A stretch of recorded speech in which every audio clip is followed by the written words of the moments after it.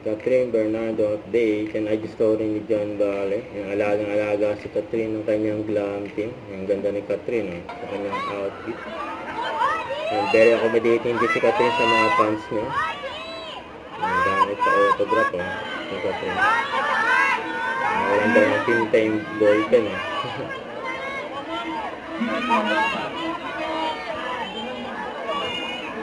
And during ang Pilipinas Got Talent, the final showdown on day 1.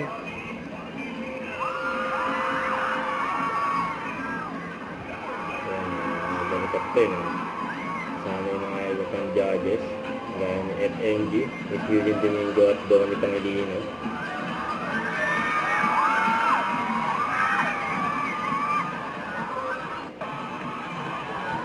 Nanilayan si Catherine, ni FMG.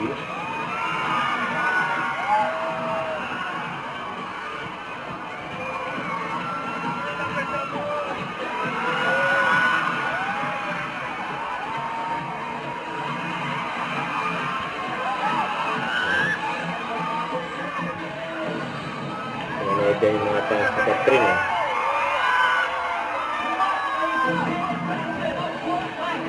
sa Batkete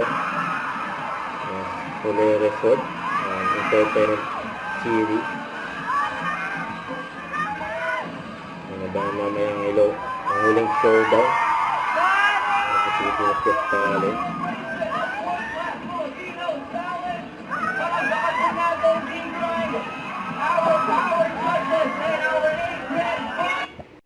Don't forget to subscribe, click the notification bell for more updates. This is with your reaction vlog. Stay tuned for more videos.